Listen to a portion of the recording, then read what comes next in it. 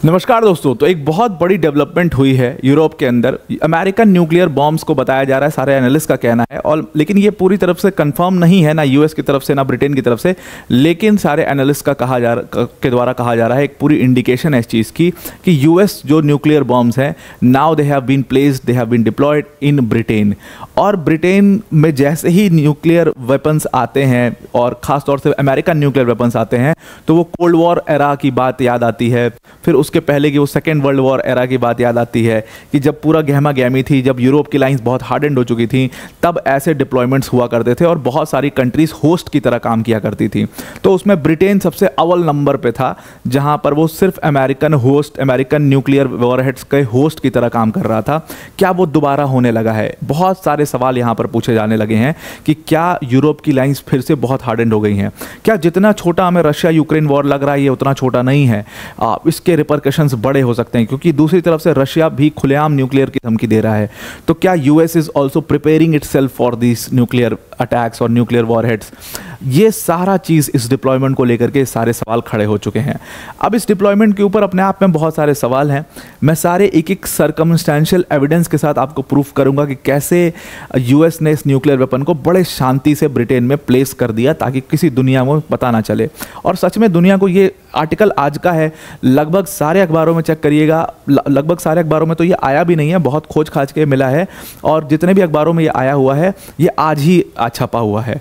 और ये बात हो चुकी है 18 जुलाई की। तो आप समझ लीजिए कि कितना शांति से इस पूरे मामले को रफा दफा करने की कोशिश थी, लेकिन फिर भी ये बात सामने आ चुकी है।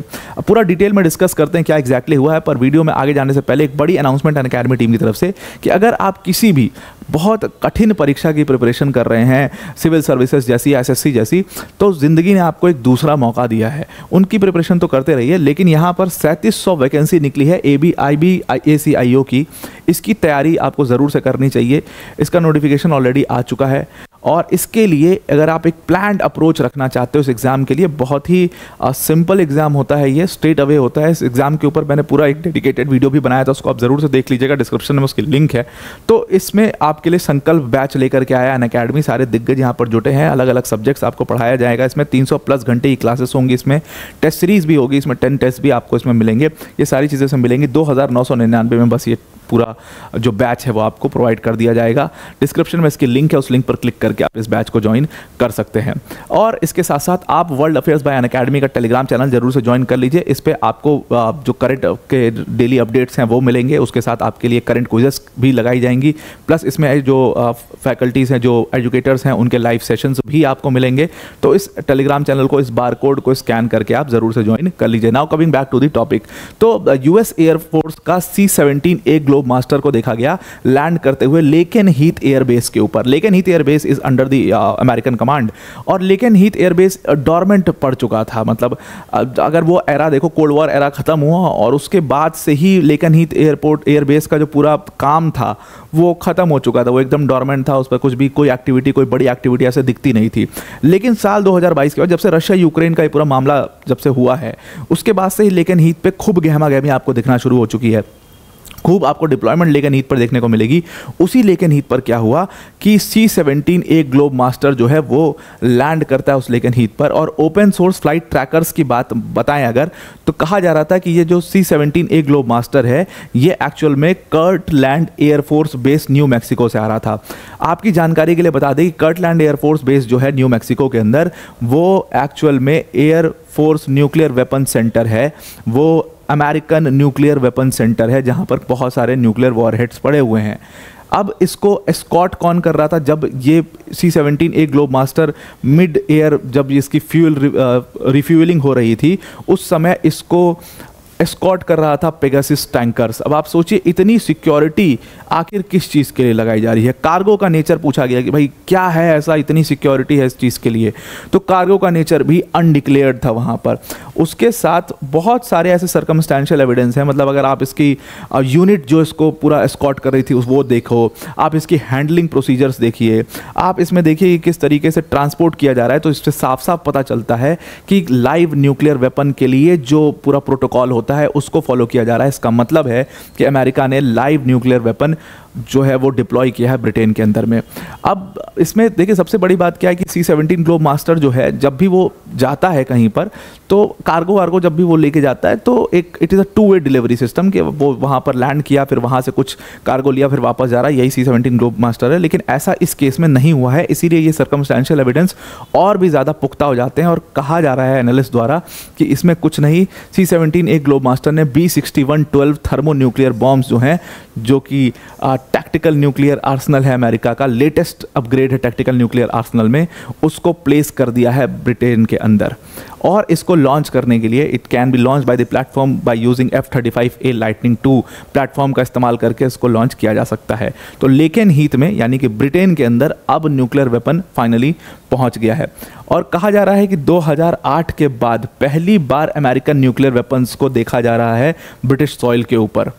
अब देखिए 2008 के बाद धीरे धीरे अमेरिका ने कोल्ड वॉर का टाइम जब खत्म हुआ तो उसके बाद से ही अपने न्यूक्लियर वेपन्स को ब्रिटेन से निकालना शुरू कर दिया था और 2008 आते आते एकदम से उनको ज़रूरत ख़त्म हो गई, न्यूक्लियर डिटरेंस आ गया बहुत ज़्यादा, तो इस वजह से उन्होंने एकदम सारे अपने न्यूक्लियर वॉरहेड्स को वहाँ से निकाल लिया था। लेकिन अब 2008 के बाद फिर से जब गहमा गहमी यहाँ पर शुरू हुई है, फिर से एक आपको रशिया और यूएस, रशिया वर्सेस नेटो वाली सिचुएशन दिखाई दे रही है, तब ये न्यूक्लियर वेपन्स को दोबारा से प्लेस किया गया है। जब इसके बारे में कंफर्मेशन मांगी गई यूएस से तो यूएस ने इस चीज़ को एक सेंटेंस का इस्तेमाल किया कि हम ना इस चीज़ को कंफर्म करते हैं ना इस चीज़ को डिनाई करते हैं। उन्होंने कहा कि हमारे बहुत सारी जो जितनी भी स्पेसिफिक साइट्स हैं वहाँ पर न्यूक्लियर वॉरहेड्स हैं, न्यूक्लियर वेपन्स हैं या नहीं हैं, इस चीज़ को हम ना कंफर्म कर सकते हैं ना डिनाई कर सकते हो। अब आप समझ सकते हो कि ये कितना सीरियस मामला है। दूसरा एक और सबसे बड़ा प्रूफ तो इस बात का यही है कि न्यूक्लियर वेपन्स का जो ट्रांसपोर्ट होता है उसके लिए जो यूनिट काम करती है वो 62nd airlift wing C-17 unit काम करती है और यही यूनिट सिर्फ सर्टिफाइड है कि वो ट्रांसपोर्ट कर सकती है न्यूक्लियर वॉरहेड्स को एक जगह से दूसरी जगह। वही काम वही सेम यूनिट ने इस वॉरहेड में भी, इस न्यूक्लियर वेपन को भी ट्रांसपोर्ट जब हो रहा था ये, तो यही यूनिट लगी हुई थी। इससे सबूत और ज़्यादा पुख्ता हो जाते हैं कि अमेरिका ने ब्रिटेन में फिर से न्यूक्लियर वेपन्स को डिप्लॉय किया है। दूसरी एक और इम्पॉर्टेंट बात यह है कि जब भी कोई C-17 ग्लोब मास्टर जाता है, क्योंकि उसमें खर्चा ही इतना है, उस कार्गो को ले जाने का खर्चा ही इतना होता है कि वो 2 वे डिलीवरी होती है। लेकिन इस बार एकदम शांति से वो गया, वहाँ पर अपना खाली किया सामान और उसके बाद वहाँ से सीधा वापस चुपचाप आ गया। एकदम 1 वे डिलीवरी थी, एकदम साइलेंटली इसको करने की कोशिश की गई थी।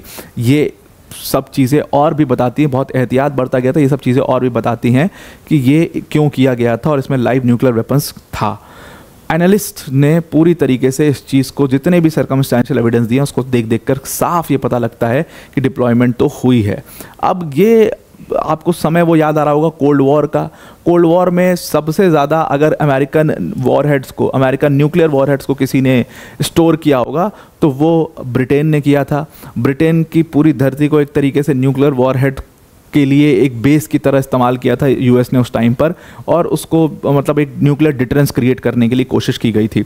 ठीक उसी तरीके से, और कहा जा रहा है कि ये बिल्कुल हो भी सकता है क्योंकि 2008 के बाद से लेकिन हीथ में कोई भी बड़ी मूवमेंट नहीं देखी गई थी। एकदम से ये बेस डॉर्मेंट सा हो गया था, जैसा कि मैंने आपको स्टार्टिंग में बताया। और अब 2022 के बाद से अगर आप यूएस फंड्स देखोगे, यूएस फंड्स डॉक्यूमेंट्स चेक करोगे तो उससे खूब ज़्यादा millions and millions of money जो है वो लेकिन हीथ को ट्रांसफ़र किए गए हैं, वहाँ पर कंस्ट्रक्शन के लिए ट्रांसफ़र किए गए हैं। और जैसे एक लाइव न्यूक्लियर डिप्लॉयमेंट होता है उसके लिए जो साइट का पूरा तैयारी होती है, उस तैयारी को अपग्रेड करने के लिए, उस पूरे साइट को अपग्रेड करने की पूरी कवायद जो है 2022 से चल रही थी। अब वो कंप्लीट हो गया था, कुछ ही महीनों पहले वो कंप्लीट हुआ था और अब एक बड़ा ट्रांसपोर्ट वहाँ से दिखाई दिया है। तो इसका मतलब लाइव न्यूक्लियर वेपन्स ब्रिटेन में पहुँच गए हैं। This is also a fixed बात है। अब यहाँ पर अगर ये बात सही है कि ब्रिटेन में न्यूक्लियर वेपन्स पहुँच गए हैं यूएस द्वारा, तो फिर नेटो की स्ट्रैटेजी में एक बहुत बड़ा शिफ्ट दिखाई देगा। यूरोप के इन्वायरमेंट में एक बहुत बड़ा खतरा यहाँ पर आपको दिखाई देगा, क्योंकि एक तरफ यूएसए है जो अपने न्यूक्लियर डिप्लॉयमेंट्स कर रहा है ब्रिटेन के अंदर, दूसरी तरफ रशिया जो कि खुलेआम धमकी न्यूक्लियर वेपन्स की दे रहा है। और रशिया का न्यूक्लियर वॉरहेड, वैसे भी बेलारूस जो है न्यूक्लियर वॉरहेड रशिया का जो है उसको होस्ट कर रहा है। दूसरी तरफ पोलैंड ने न्यूक्लियर शेयरिंग की बात करी दी है। तो यहाँ कहीं ना कहीं जो लाइन्स हैं वो और ज़्यादा हार्डेंड होती जा रही हैं, लाइन्स जो हैं वो और ज़्यादा डिफ़िकल्ट होती चली जा रही हैं। और इस सबसे बड़ी सवाल इसमें यह है कि इस चीज़ के बारे में कि न्यूक्लियर प्लेस किसी कंट्री में किया जाए नहीं किया जाए, ब्रिटेन में प्लेस हुआ है ना, ब्रिटेन ब्रिटेन के पार्लियामेंट में ये चीज़ डिस्कस हुई, ना इसके ऊपर डिबेट हुआ, ना ब्रिटेन के लोगों को पता है, ना वहाँ की लोकल कम्युनिटी से सवाल पूछे गए, ना वहाँ की लोकल कम्युनिटी से कंसल्ट किया गया। एकदम शांति से क्लोज डोर्स के पीछे ये डिसीजन ले लिया गया है और इसमें किसी की अकाउंटेबिलिटी सेट नहीं हो रही है। दूसरी बात, और अगर ये बात सही है तो कई सारे सवाल यहाँ पर खड़े होते हैं कि सवाल ये खड़े होते हैं कि फिर ब्रिटेन की जो से है इस पूरे न्यूक्लियर वेपन के ऊपर, क्योंकि आप ध्यान में रखिए ब्रिटेन अपने आप में एक न्यूक्लियर कंट्री है ट्राइडेंट के फॉर्म में, लेकिन ये जो वेपन पहुंचा है ये ब्रिटेन का वेपन नहीं है, this is an American nuclear weapon. तो सवाल ये खड़े होते हैं कि कितना ब्रिटेन का से है इस न्यूक्लियर वेपन के ऊपर, क्या ब्रिटेन अपना वीटो इस्तेमाल कर सकता है, और अगर ये सब नहीं है तो फिर ब्रिटेन की काहे की सोवरेनिटी और कहाँ गई ब्रिटेन की सो कॉल्ड सोवरेनिटी।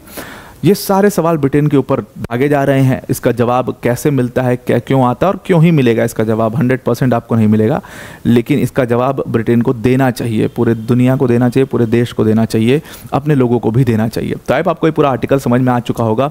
अब वीडियो को एंड करने से पहले अनअकैडमी टीम की तरफ से एक बड़ी अनाउंसमेंट है कि अगर आप यूपीएससी सीएससी जैसे एग्जाम्स की प्रिपरेशन कर रहे हैं या एसएससी जैसे एग्जाम्स की प्रिपरेशन कर रहे हैं तो ज़िंदगी ने आपको एक दूसरा मौका यहाँ पर दिया है। 3700+ वैकेंसीज आई हैं IBACIO के अंदर, और इन वैकेंसीज को आप, इस पूरे मौके को आप बुनाने की कोशिश करिए। इस फॉर्म को आप फिल कर दीजिए, डिस्क्रिप्शन में इसकी लिंक हमने दे दी है। प्लस इसके साथ आपको हमने संकल्प बैच लॉन्च किया, एक कंप्लीट पैटर्न वाइज तैयारी के लिए प्रीवियस ईयर क्वेश्चंस को देखते हुए एक पूरी कंप्लीट तैयारी आपकी कराई जाएगी। संकल्प बैच को आप ज्वाइन कर सकते हो, इसकी लिंक डिस्क्रिप्शन में आपको मिल जाएगी। 300+ आवर्स हैं, टेस्ट सीरीज़ भी आपको इसमें मिलेगी, online offline. Online test series English और हिंदी दोनों में आपको ये टेस्ट सीरीज़ मिल जाएगी, क्लास नोट्स मिलेंगे और सारे दिक्कतों से पढ़ने का आपको मौका मिलेगा। तो आई आपको पूरा आर्टिकल समझ में आ गया होगा। आज के लिए इतना ही। Thank you and have a nice day.